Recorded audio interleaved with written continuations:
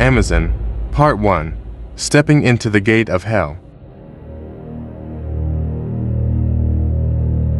When you see a big sign that says, "Do not enter," you have two choices.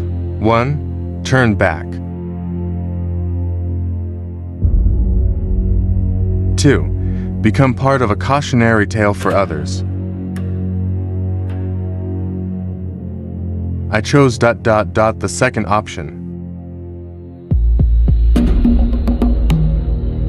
From the Survival Journal, Day 1, Amazon.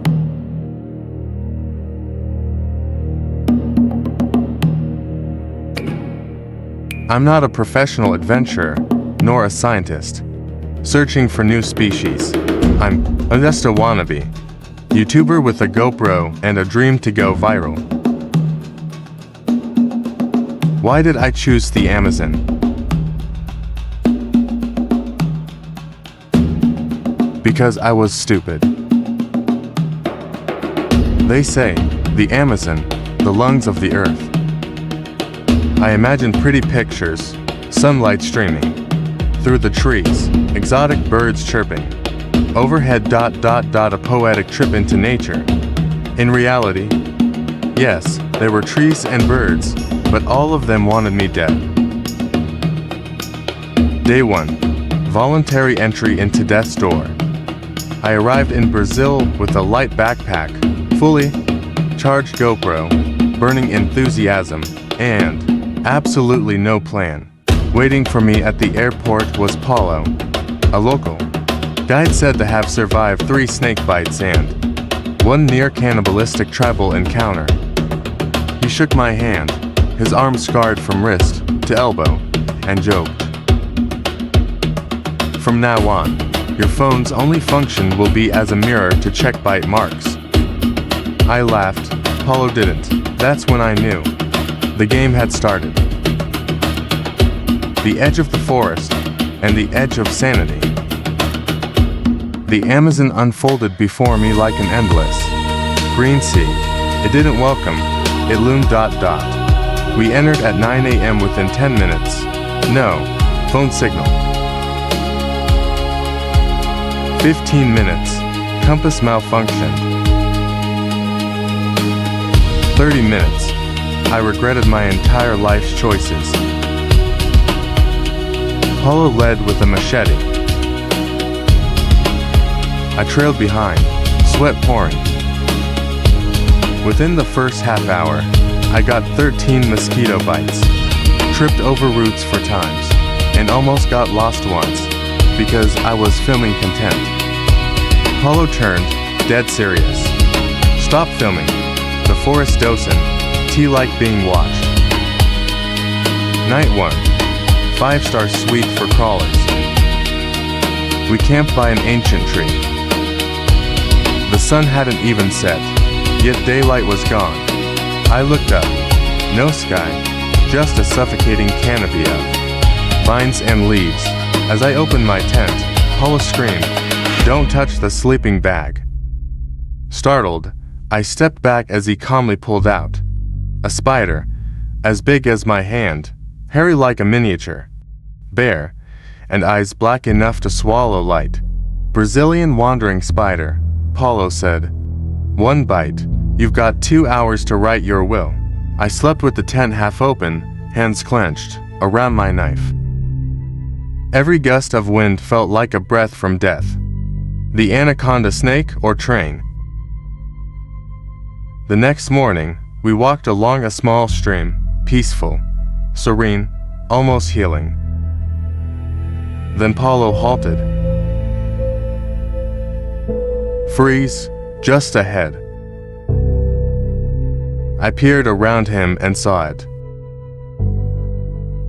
A massive greenish body slithering silently, as thick as a telephone pole, as long as a bus, and its head the size of a kitchen appliance. "Anaconda," Paulo whispered. "No venom, just hugs, to death." I held my breath, literally. It senses body heat. "Don't breathe too hard," Paulo advised. The beast slid past, 5 meters away. The smell of mud and reptile clung to the air like a ghost. Not a zoo, Paulo murmured. No cages, we are the intruders. Blood in the water, the piranha banquet. Later that day, we had to cross a stream. Paulo said it was shallow. I stepped in and cut my foot on a hidden rock. A small wound, but the blood spread. The water stirred.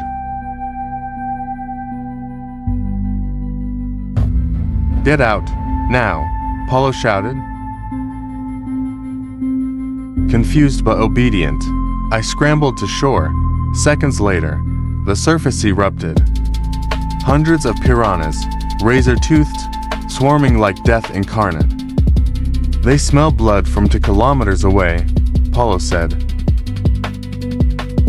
10 seconds longer, you wouldn't be here. I stared at my foot, trembling. The Amazon doesn't joke. Blood is its dinner bell. Close of part 1, and the beginning of madness. I survived 2 days.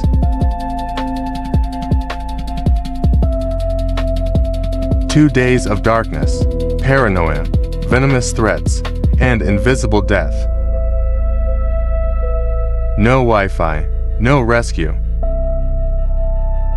Only fear and the constant knowledge that the forest is alive. I don't know what awaits. Uncontacted tribes. Boiling rivers. Trees that kill.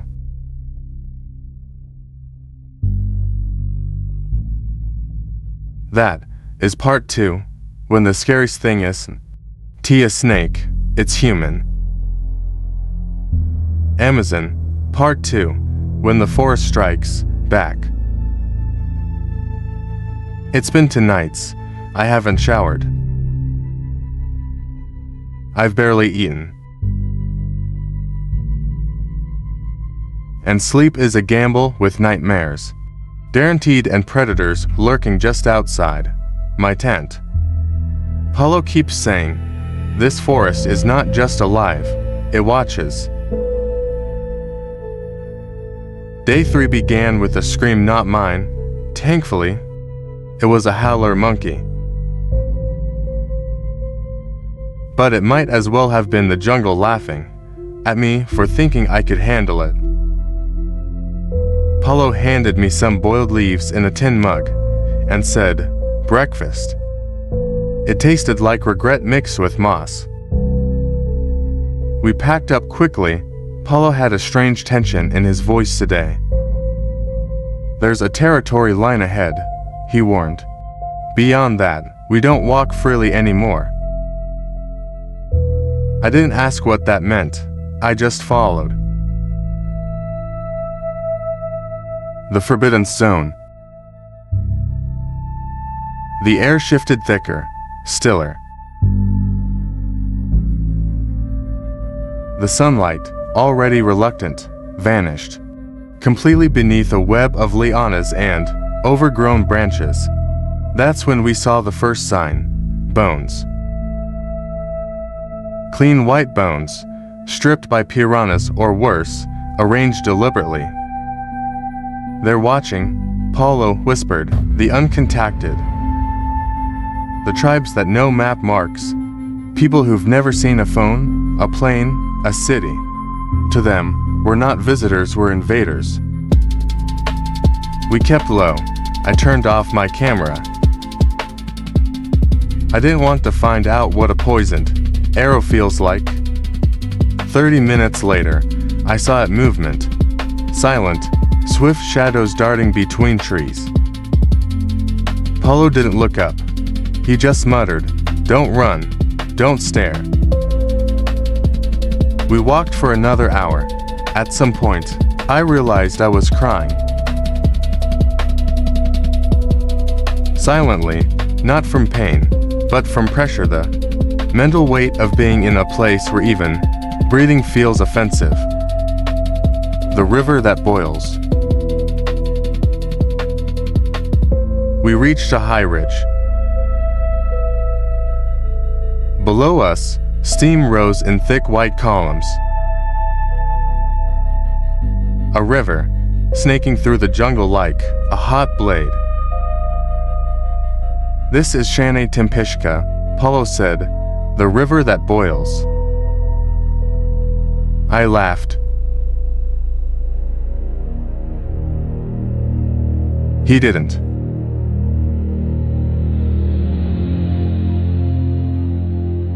It's real. It's 90 degrees Celsius at the edges. Hotter in the middle, falls and it's over. I stared in disbelief. No volcano nearby. No geothermal vents. Just a mystical, inexplicable, steaming river. Locals believe it's the breath of the giant snake, goddess Yakumama. Scientists don't even try to explain anymore. We made camp uphill, far from the boiling stream.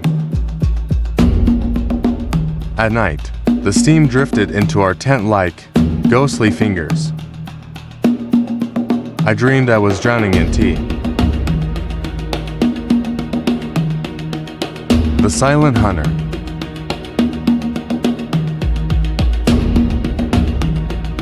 At 2 a.m., something wrestled. Paulo sat up like he'd been hit by lightning. Don't move.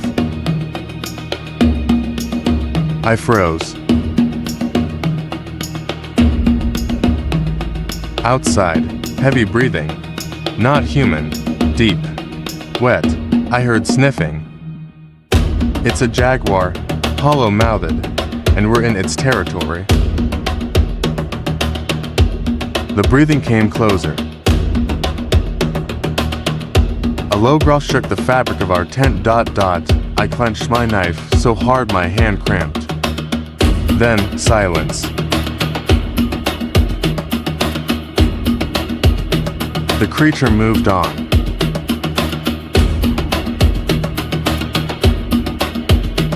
At dawn, we found paw prints the size of dinner, plates 5 feet from where I slept, and a half-eaten capybara carcass hanging from a tree. I didn't speak all morning. When trees kill.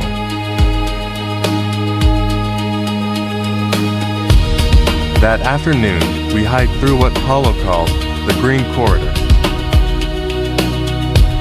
To me, it felt like a hallway in a haunted house. That's when I brushed against a tree. At first, just an itch, then a burn, then blisters. I yelped. You touched the manchineel, Paulo said, gravely. The what? The deadliest tree in the world. Even its leaves can blister skin. Its sap causes blindness, and rain falling through its canopy becomes poison. We poured water on the wound, applied, crushed herbs. The sky turns red. Day 5, the forest changed. The sky dimmed, a blood-colored haze settled in. Birds went silent, even the insects stopped chirping. We weren't alone. First came the arrows wooden, embedded in a tree 2 feet from me. Then a sound drums, faint, rhythmic, and too close. Paulo grabbed my arm. Run. We ran, through thorns, over roots, across mud. that wanted to eat my boots. Behind us shouts, they knew this jungle better than I knew my own home. We reached a river and jumped in, not knowing what was inside, just knowing what was behind. Escape. We floated downstream for hours, clinging to a log, barely alive. I got stung by something. I didn't care. Finally, a clearing.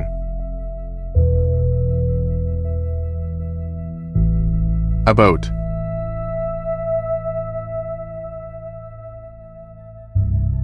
A ranger team doing patrol. They pulled us out, wrapped me in a blanket. Gave Paulo a long look, he just nodded. I survived the Amazon, but something in me changed. I still wake up from dreams where the jungle breeze, where shadows move in the trees, where silence is not empty, it's watching. I left the forest.